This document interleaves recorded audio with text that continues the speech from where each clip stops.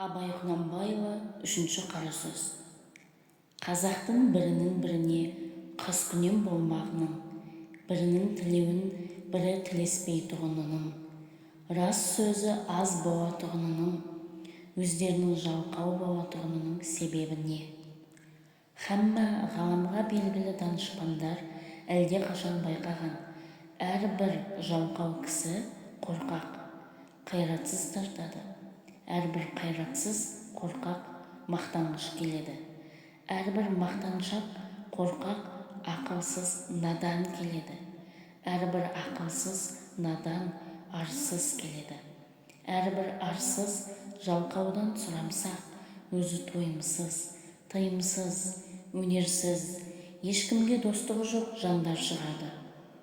Мұның бәрі төрт аяқты малды көбейтеміннен басқа ойының жоқтығынан, өзге егін, сауда, өнер, ғылым секілді нәрселерге салынса, бұлай болмас еді. Әрбір мал іздеген малым көп болса, өзімдікі де, балаларым да малды болса екен дейді.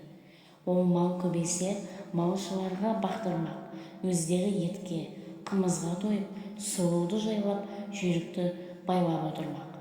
Қыстауы тарлық қылса, арызы жеткендік, сыйы өткендік.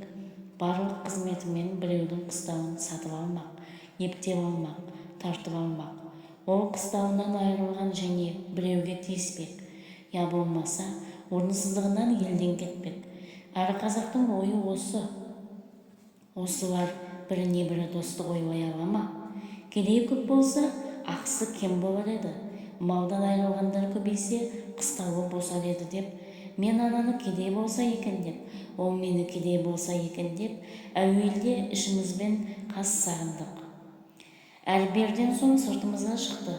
Жауластық, дауластық, партияластық. Осындай қастарға сөзім өтімді болсын, және де ептеп мал жиюға күшім жетімді болсын деп қызметке болыстық, билікке таластық. Сонан соң не момынның баласы бөтен жаққа шығып, еңбек қылып мал іздемейді, егін сауданың керегі жоқ болады. Өз басын өзі осындай таласпенен кісі көбейтеміз деп партия жиғандардың бүгін біреуіне кезекпен сатады да жүреді. Ұрылар тыйылмайды. Ел тыныш болса, оның ұрлығын ешкім сүймес еді. Ел екі жар болған соң, кім ант ішіп, ақтап, арамдығын жақтап сүйеймін десе, соған жақ болып сүйініп, бұрынғыдан ұрлығын әлденеше есе асырады. Елдегі жақсы адамдардың бәрінің үстінен бекер, өтірік, шапты, талады деген әртүрлі уголовный іс көрсетіп арыз береді. Оған дознание тергеу шығарады. Өтірік көрмегенін көрдім деуші куәлерді әлдеқашан дайындап қойылған.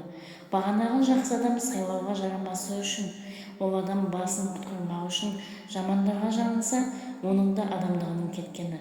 Егер жалынбаса, тергеулі, сотты адам болып, ешбір қызметке жарамай, басы қатерге түсіп өткені. Ол болыс болғандар өзі қулық, арамдықпенен болыстыққа жеткен соң момынды қадірлемейді. Өзіндей арам, қуларды қадірлейді. Өзіме дос болып, жәрдемі тиеді деп, егер қас болса, бір түрлі өзіме де залал жасауға қолынан келеді деп. Осы күнде қазақ ішінде ісі білмес, кісі білер деген мақал шықты. Оның мәнісі ісіңнің түзулігінен жетпессің, кісіңнің амалшы айлағынан жетерсің деген сөз. 3 жылға болыс сайланады. Әуелгі жылы сені біз сайламадық па деп бұлданғандығымен күн өтеді. Екінші жылы кандидатпенен аңдысып күн өтеді. Үшінші жылы сайлауға жақындап тағы болыс болып қаларға мүмкін болар мекен деп күн өтеді. Енді несі қалды? Осы қазақ халқының осындай бұзықшылыққа тартып, жылдан жылға төмендеп бара жатқанын көрген соң менің ойыма келді. Халықтың болыстыққа сайлаймын деген кісісі пәлен, қадірлі орысша образование алған кісі болсын. Егер де орталарында ондай кісісі жоқ болса, яки бар болса да сайламаса, уездный начальник, бірлән военный губернатордың назначениесі бірлән болады десе, бұл халыққа бек пайдалы болар еді. Аның себебі әуелі қызмет құмар қазақ балаларына образование беруге ол да пайдалы іс. Екінші, назначение бірлән болған болыстар халыққа міндетті болмас еді. Ұлықтарға міндетті болар еді. Және назначение қойғанда тергеуі, сұрауы барлығына қарамаса, өтірік арыз берушілер азаяр еді, бәлки жоғалар еді. Және әрбір болыс елде старшина басы бір би сайланғандық, бұл халыққа көп залал болғандығы көрініп, сыналып білінді.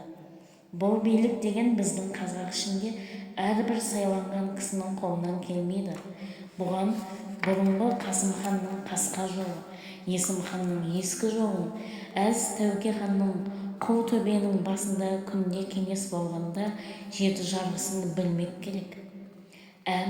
Ол ескі сөздердің қайсысы заман өзгергендікпенен ескіріп, бұл жаңа заманға келіспейтұғын болса, оның орнында тағынды толық билік шығарып, төлеу саларға жарарлық кісі болса керек еді. Ондай кісі аз, яки тіпті жоқ. Бұрынғы қазақ жайын жақсы білген адамдар айтыпты, би екеу болса, дау төртеу болады деп. Оның мәнісі тақ болмаса жұп билер таласып, дау көбейте береді дегенмен айтылған сөз. Өйтіп би көбейткенше әрбір болыс елден толымды, білімді үш-ақ кісі билікке жыл кесілмей сайланса, олар түссе, жаманшылығы әшкере білінгендікпенен түссе, әйтпесе түспесе. Ол билерге даугер адамдар қарамай, екеуі екі кісінді билікке таңдап алып, үстіне біреуді посредникке сайлап алып, біте берсе, егер оған да ынтымақтаса алмаса, бағанағы үш бидің біреуін алып, яки жеребемен сайлап алып жүгінсе, сонда дау ұзамай бітім болар еді.